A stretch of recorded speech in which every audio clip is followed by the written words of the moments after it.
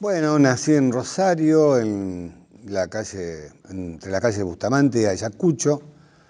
Ahí en ese momento había una partera que se llamaba Olga. En ese momento existía, era 1956, en diciembre, el último mes. En ese momento se estilaba que lo de las parteras tenían su propio quirófano en su casa.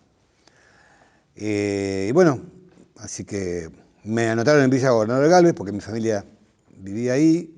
Tuve una infancia alegre, qué sé yo, al principio, hasta los 6 años, que falleció mi abuelo y mi familia entró en bancarrota.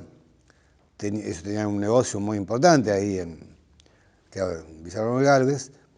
Y bueno, y ahí empezó un poco también, digamos, toda un poco la parte de mi niñez conflictiva, ¿no? A partir de los 6 años.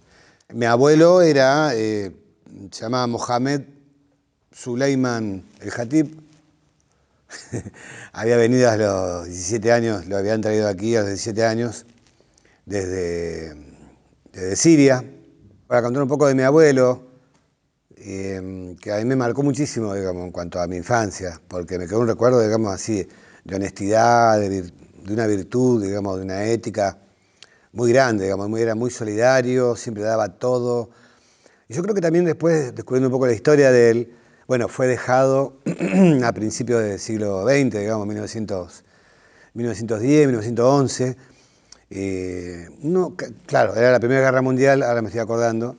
Mira, habrá sido 1914, una cosa así, él tendría 18 años, 19, 1914, una cosa así, porque los turcos, digamos, mandaban en la Primera Guerra Mundial, mandaban, digamos, al frente a los armenios, a los sirio-libaneses, es decir, a todos los pueblos que tenían en su momento más o menos como dominados, digamos. Entonces, la familia de mi abuelo viajaron desde Damasco, de Siria, hasta acá, Buenos Aires, porque, digamos, tenían paisanos que habían vivido acá, lo dejaron en Buenos Aires y se volvieron. Y nunca más lo vieron, digamos, ¿no? Entonces, teniendo 18, 19 años, una cosa así, se pone a trabajar primero de empleado de algunos de los paisanos con los cuales, que eran de los mismos lugares de donde era mi abuelo y los padres de él, mis tatarabuelos. Se pone primero a trabajar de empleado y después, digamos, decide, digamos, estar por su cuenta y se pone de vendedor ambulante. Y el famoso turco del Beine, Beineta, Jabón, Jaboneta, ¿no? O sea, con una valija, digamos, en donde pone todas las chucherías que hacían, que eran cosas cotidianas, digamos, y salir por la calle, casa por casa a vender. Y luego, digamos, todo trabajo bastante sacrificado, ir con la valija, caminando, digamos, por las calles de los pueblos. Y luego, digamos, mediante, claro, sus paisanos y todo esto, digamos, se pone a trabajar de corredor. Es decir, el corredor, o, ¿cómo se llama esto? Sí, corredor, en donde iba a los negocios, a las tiendas, y vendedor, era vendedor, digamos, vendedor, representante, como se llama ahora. Va hacia los pedidos, digamos, y vendía en las tiendas por mayor. Entonces mi viejo me contaba una anécdota, me acuerdo que mi abuelo vendía así, le decía, las camisas, esta, qué buena, que mira que la camisa, la tela, que esto, que eso, lo otro. Ah, bueno, ¿cuántas camisas quiere? Y media docena. Entonces se daba vuelta y le decía a mi papá, nene, baja 3 docenas, le decía. Y el otro se quedaba mirándolo y decía, bueno. Y así vendía, ¿no? Pero bien, vendía y le fue muy bien. Bueno, fuimos una de las primeras familias que tuvimos auto. Cuando apenas sale la tele, fue la primera familia que tuvo la tele. Fue la primera familia del barrio de Villa Norcal, estamos hablando de Filipini y Guardavere, que tuvo heladera. Todavía tengo los recibos ahí. La compró la heladera cuando estaba por nacer yo, en noviembre de 1956. Una Siam, esa famosa Siam. O sea, nadie tenía heladera en ese momento. Era muy difícil. Y bueno, tenía la tienda más importante, digamos, de Villa Gonor Galvez, o sea, que es una ciudad que está cerca, pegada a Rosario.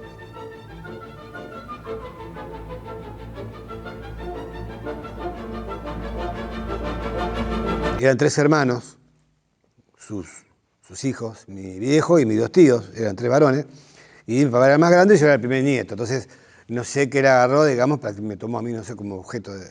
Como... Bueno, tengo muchas anécdotas, o sea, siempre él se deshacía, digamos, conmigo me compraba toda la ropa que se usaba, el sombrerito Nat King Cole, no sé qué vestidito, qué trajecito de ese momento, los zapatos de charol, me acuerdo. Y me acuerdo una anécdota, una vez vino, porque al lado del negocio había un campito, con el cual nosotros, después yo me acuerdo, creé un cuadro de fútbol, hice un equipo de fútbol infantil, ahí fue mi primera experiencia de dinámica de grupo, del primer equipo de fútbol, pero eso fue más adelante. Pero bueno, acá yo tendría 5 años, 6 más o menos. Y entonces viene antes un parquecito que le decíamos nosotros. ¿El parquecito en qué consistía? Una calecita, metegoles, tiro a la lata, ensartar la argolla en unas cabecitas que había así, y te ganaba, ¿cierto? Un llaverito, un osito. Bueno, también estaba después el cuí, que ponían un cuí en el medio de unos cubículos alrededor de unos cajoncitos chiquitos hacia alrededor, ponían el quiz en el centro y de pronto lo asustaban y donde el quiz se metía, el número de la casilla, era el que se ganaba el premio, como si era otro de los juegos que había. Después estaban también los botes, el bote que vos tirabas con la soga y te iba de acá para allá, bueno, eso es lo que era el parquecito. El parquecito traía eso. ¿Eh? Y bueno, nosotros, claro, llegaba a decir todas las tardes, no íbamos. Bueno, no importa. Entonces el dueño del parque le va a alquilar le quiere alquilar, digamos, porque era así, se quedaban por un mes y le alquilaban por ese mes alquilaban el terreno. Entonces, al lado de la tienda de mi abuelo estaba el terreno que era de él, era también de mi abuelo.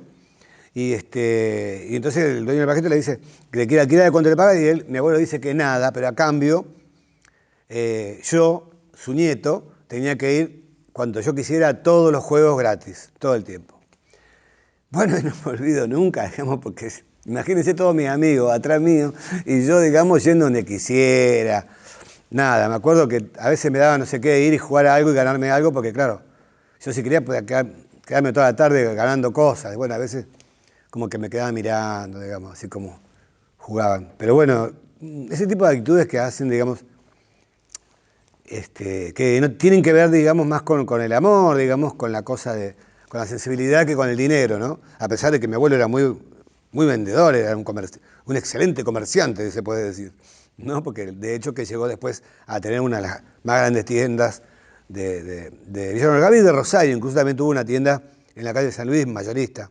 Después se peleó con el socio porque le hacía barrer al hijo, a mi viejo, le hacía barrer el negocio, entonces se pelearon, digamos, no, hasta eso. Pero bueno, eso era un poco donde venía yo, ¿no? Bueno, en algunas situaciones que uno lo marca en la vida, ¿no? Si, de niño. Bueno, fue la epidemia de poliomielitis que hubo en todo el país, bueno, acá en Rosario, un sector de la zona sur, acá Yarijón y Ayacucho. Bueno, hubo un momento en donde se cerraron las calles, digamos, porque había todo un brote en ese lugar. Bueno, mi vieja, me acuerdo que me llevó al campo inmediatamente, y justo, digamos, ahí me agarra, digamos, el sarampión en el campo. Y mientras estaba cursando el sarampión, me agarra la neumonía, que en ese momento no se llamaba neumonía, se llamaba pulmonía doble. O sea, vos te podías agarrar pulmonía, pero pulmonía doble, digamos, era una especie como de neumonía.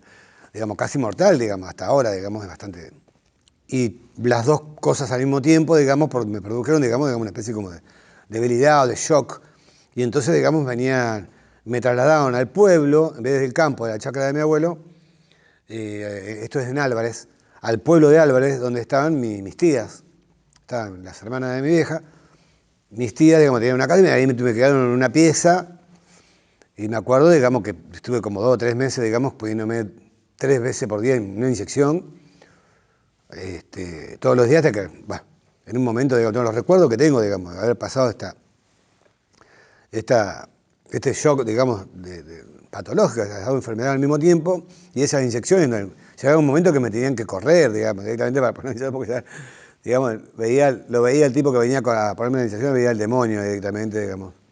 Luego que pasó ese periodo así de esa enfermedad, esas dos enfermedades como el sarampión y la pulmonía doble, que se llamaba en ese momento, ahora neumonía. Bueno, ya me había acostumbrado, me había quedado, digamos, a vivir un poco ahí con mi primo, el Horacio se llamaba. Bueno, entonces estábamos ahí en un pueblo, Álvarez, las calles no estaban, la mayoría, había una sola calle pavimentada que era la avenida, creo. Después todas las otras calles tenían su zanja como corresponde, y siempre jugábamos. Yo me acuerdo de una anécdota, que estábamos jugando a los convoy, digamos, entonces nos pusimos unos sombreros así, ¿no? Sombreros de campo que se usaban para cosechar, para juntar papas, como decimos nosotros, y nos armamos como unos sombreros así de convoy, digamos, y agarramos nos armamos con una chapa de aluminio, de plomo que encontramos. Una chapa, era una chapa fina de plomo, donde la doblamos así, y nos armamos una pistola. Acá una pistola, pero no en 3D, en 2D era, porque era como, tenía dos dimensiones, no tenía cuerpo, era como un cartón así, digamos, digamos, pero de plomo. Lo que sí que el peso, digamos, estaba re bueno porque parecía que realmente tenía un arma en la mano, ¿no? Y bueno, entonces me acuerdo una tarde que estábamos con Horacio jugando y estaban toda mi familia, todos los gringos, todos los italianos, ya sea los del campo como lo del pueblo, digamos, estaban todos sentados ahí tomando mate con galletitas, qué sé yo, en el patio, y nosotros con Horacio estábamos jugando a los convoy. Entonces uno estaba en una zanja del otro lado de la calle y el otro de este lado. Y dele tirarnos, pa. Y de pronto, bueno, por supuesto que si vos estabas así, te tiraba, te disparaban, es decir, con la boca, pa, y efectivamente, si te tocaba, tenías que caerte y morirte, porque si no, no valía, se cortaba el juego. Éramos bastante honestos en ese sentido. Y de pronto, en un momento, yo me asomo y Horacio me dispara y me mata, claro. Entonces, yo agarro, me tiro, porque la diversión era esa, la actuación de disparar y de caerte muerto. Entonces yo me tiro y caigo muerto. Ese era el juego. Y justo en ese momento pasa un auto, y como eran calles de tierra, había un colchón de tierra así de 10 centímetros, se levanta una polvadera bárbara, pasa el auto, me acuerdo, un auto de esos Chevrolet de los años 50, la más así. Y claro, y entonces pasa el auto, se baja la polvareda, y todos los gringos que estaban tomando mate, ahí, fundamentalmente todas mis tías, mi vieja, y me ven a mí tirado ahí en la cuneta, y yo estaba ahí porque Horacio me había disparado, que está muerto. Y Horacio venía enfrente cruzando con arma de mano, digamos, a ver el resultado cada vez que yo efectivamente estaba muerto, ¿no? Claro, ellos se pensaron que me había atropellado del auto. Se levantaron todas las sillas. Un escándalo, me agarraron, a mí mi vieja me levantó, así me agarró como si fuera una pluma, digamos, claro, cuando, con la desesperación, digamos, agarraron, estaba la bomba de agua, me pusieron abajo la bomba de agua, echaba agua toda, y yo seguía haciéndome el muerto, seguía, digamos, o sea, todo súper relajado, digamos, seguía haciéndome el muerto y me echaban agua hasta que me estaba por ahogar, y después ahí agarré, me moví, y todo, entonces se quedaron todos, claro, me había despertado tan rápido, una anécdota bueno, que ya venía con esas cosas de la actuación, ¿no? De hacerme y sostenerlo hasta el último momento, porque vos decís que está muerto, digamos, ¿cómo vas a seguir haciendo? También hay cuestiones que tienen que ver con la demanda, con estas cuestiones. Una anécdota en este sentido, ¿no? Después me tuve que alejar un poco del grupo porque me miraban con una cara que, como diciendo, hoy a la distancia veo que bueno, que tenía algún tipo de idea sobre lo que era la actuación o el teatro, no idea, pero por lo menos como que eso que estaba haciendo, ese juego, tenía que tener algo de verdad, ¿no? Tenía que tener algo de convencimiento. Y no solo para el que está, no porque no tenía público, pero no tenía público, nosotros jugábamos. Convencimiento, pero para mí fundamentalmente, ¿no? Para mí mismo. Lo que tiene que ver con mi acercamiento al teatro. Siempre me hacían hacer de San Martín, de Belgrano, el Negrito Falucho, bueno, era para todo, digamos, o sea, por más que sea, no importa el color que era. Una vez la maestra se le ocurrió hacer una obra, entonces hicimos una obra entera que se llamaba Hansel y Gretel. Así que esas fueron mis primeras excursiones en la escuela primaria, tenía 11, 12, 13 años. Y en esa época también, digamos, armé un pequeño grupo de títeres. Eran unos títeres que estaban muy bien hechos. Y bueno, poníamos unas sillas y una tela. Y lo que hacíamos, íbamos a los cumpleaños, ¿eh? Nos invitaban y nosotros nos conformamos con comer los sándwiches, todo eso, ¿no? Éramos chicos. Y ahí empezó la formación del primer grupo teatral. Y entonces mi madre me inscribe en la escuela de arte escénico y danza Ernesto de la Rechea, que queda por la calle Santa Fe. Y ahí me tomaba 3 colectivos, más o menos, era un sacrificio bárbaro para ir. Desde Galvez, porque en ese momento no había, por supuesto, las conexiones que hay ahora, ¿no? Entonces así que fui un año nomás, después ya no fui más, me cansé. Y bueno, ahí empezó un poco mi formación también con el teatro. Primero empecé en el Centre Català, en el Centre Català, ahí en la calle Entre Ríos, que ahí estaba Lauro Campos dando clase, haciendo una especie de, como de casting, qué sé yo. Entonces me acerqué ahí, qué sé yo, y bueno, Lauro Campos, sentí que mucho no me llevó, me prestó atención, y así que de ahí me fui a otro lado. Siempre se enoja cuando digo esto. Eso te lo voy a desmentir, me dice. Eso es una... Bueno, eso es una mentira que la voy a desmentir, dice. Bueno, como broma, ¿no?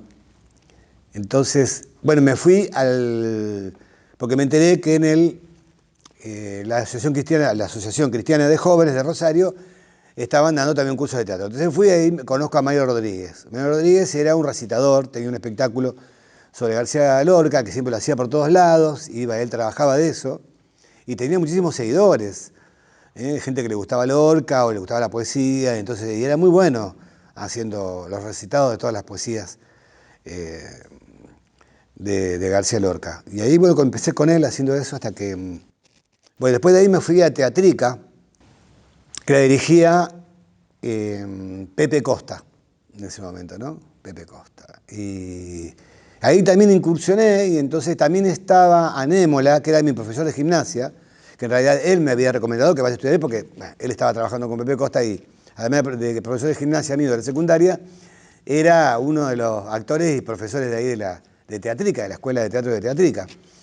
Y entonces Anémola, y un día veníamos caminando por la calle Córdoba, por la peatonal, que no la estaban construyendo, la peatonal teníamos que, me acuerdo, nunca me olvido que teníamos que andar esquivando las baldosas todas apiladas que estaban ahí por ponerse, que iba a ser peatonal. Y yo le pregunto a Anémola, le digo, mira, para llegar, le decía yo, para llegar a hacer televisión, para llegar a lo que hizo Alfredo Alcón, le digo, ¿cómo hay que hacer? Me dice, si querés hacer eso, tenés que ir a estudiar al conservatorio. Yo me quedé, conservatorio, me dijo. Conservatorio. Sí, el conservatorio que estaba en Buenos Aires. Le decían conservatorio todavía porque había quedado, pero en realidad hacía 1 año, 2 años que había cambiado de nombre y dejó de llamarse conservatorio porque resulta que le cambiaron, antes se podía hacer con 3er año de secundaria, podía hacer entrar y después luego necesitaba secundaria entera, completa. Entonces le cambiaron de Conservatorio Nacional de Arte Dramático a Escuela Nacional de Arte Dramático. Pero bueno, todo el mundo le llama conservatorio. Así que yo me quedé asombrado, cuando me tengo que ir a Buenos Aires, dije yo. Bueno, a la otra semana, esto era enero de 1979. Entonces, la otra semana estaba en el centro y averigüé el nombre, el teléfono del conservatorio y me fui a comprar las fichas de los kioscos, compramos las fichas para hablar por teléfono y una de esas cabinas de Entel, que tienen una forma de óvalo, una cosa. Yo me imagino que la habrán visto en alguna foto. Y bueno, ¿y para qué conectarse, hablar por teléfono a Buenos Aires, por Dios y todos los santos? Me comí no sé cuántas fichas antes de comunicarme y hasta que una vez me atendieron, pude hablar. Sí, que hace falta prescribirse. Bueno, que tenía que hacer, tenía que traer la partida de nacimiento, que esto, los documentos, que aquello, lo otro, y que tenía que hacer un cursillo durante un mes entero de cursillo de admisión. O sea, era un cursillo en donde empezaban 150 inscriptos y quedaban creo que 50 o 60, una cosa así. Quedaban 2 cursos de 30 cada uno, algo así. Bueno, así que, bueno, yo en ese momento tenía una relación muy tormentosa, así con mi familia, digamos. Bueno, mis padres se habían separado cuando yo tenía 12 años, entonces, bueno, estaba con mi padrastro, que era la pareja de mi madre, qué sé yo, bueno, más que nos llevábamos mal, realmente no quería que, no me podía ni ver. Así que un buen día preparé las valijas, me conseguí la partida de nacimiento y me fui a hurtadillas de mi casa. Vendí un radiograbador pequeñito que tenía, no me acuerdo el nombre exactamente, pero era un radiograbador donde vos ponías el cassette y te lo llevabas y te ponías los auriculares esos, que eran así, blanquitos. Y me acuerdo que... Y bueno, vendí ese grabador y con eso tuve para el pasaje en tren, porque el colectivo muchísimo más caro era, y para pagar una semana de pensión. Así que bueno, caí porque un amigo, Alberto Morales, no me acuerdo, de acá de Rosario, estaba allá en Buenos Aires y mediante él me dijo, venite acá, que yo le digo a la señora, que te guarde, a la dueña, que te guarde una pieza, bla, bla, bla. Así que te guarde una cama, no una pieza, una cama, y ahí, así que caí ahí, en la calle Corrientes quedaba, Corrientes y Rodríguez Peña, ahí sobre la calle Corrientes, ahí por una escalerita arriba ahí. Entré y había, digamos, dos más durmiendo en la pieza esa, o sea, éramos tres en total, me acuerdo, un correntino, un santiagueño y yo. Y ahí empezó mi aventura en Buenos Aires para hacer este cursillo de admisión, digamos, del conservatorio, o sea, la Escuela Nacional de Arte Dramático. Y bueno, y el otro día empecé a buscar en el diario y empecé a conseguir un tipo de trabajo, algo, lo que sea. Entonces cadete, lo único que más fácil que era de cadete, porque otra cosa, bueno, yo sabía dibujar planos, pero eso fue mucho más adelante, ya cuando empecé a conseguir trabajos para dibujar técnicos, planos de arquitectura. Entonces como dibujante sería, pero eso fue mucho más adelante, pero... Y ahí empecé enseguida, me pusieron de cadete, bueno, cadete, sí, cadete, y empecé, y entré a un lugar que se llama Bridas, un edificio entero, fabricaba bridas, una cosa, una empresa que cada piso era un departamento, y yo era el cadete. ¿Y qué hacía? Le sacaba fotocopias al que me lo pedía y servía los cafés con una mesita y le daba los sándwiches al mediodía, porque te daban un sándwich. Era un sándwich de pan integral, hecho con pan integral, y otro con pan. Y entonces vos elegías. Bueno, Bridas quedaba en la calle Cerrito, o sea, en la avenida 9 de Julio, y donde me acuerdo yo que en las ventanales se veía el Teatro Colón, por las ventanas. Y ahí estuve trabajando, y al otro día, o sea, y ahí me quedé. Bueno, en un momento, me acuerdo de una anécdota que nunca me voy a olvidar, que había muchos que eran gerentes o que no eran empleados, así que ganaban bastante, digamos. Entonces se iban a almorzar afuera, no querían el sándwich. Entonces me acuerdo que un día me dejaron, lo que era el sándwich me dijeron, sí, me dejaron un sándwich de más para mí y después al otro día empezaron a llegar más sándwiches. Entonces yo tenía un pequeño escritorito donde ahí tenía y la fotocopiadora y tenía la mesa llena de sándwich. Y entonces empecé a hacer propaganda, digamos, a todo. Entonces Alberto Morales, que vivía conmigo en la pensión, todo el correntino, el santiagueño y todo, venían, me esperaban en la plaza que está atrás del Teatro Cervantes, en la que está en el Teatro Cervantes, y yo iba y les llevaba todos los sándwiches. Eso me acuerdo. Me sobraban los sándwiches. Con eso comíamos. Y así que tuve una buena recepción, estaba re contento porque tenía donde dormir, sí, con otros dos más, y bueno, no se podía entrar a la pieza a veces. Encima no tenía ventilación, no tenía ventana a la pieza. Estamos hablando de lugares que ahora, por supuesto, no. Sí, deben existir también más. Bueno, ahí empezó, hice el cursillo y bueno, de los 150 que éramos, quedamos 60 nomás, yo ingresé, por suerte. Y ahí empezó mi aventura en Buenos Aires.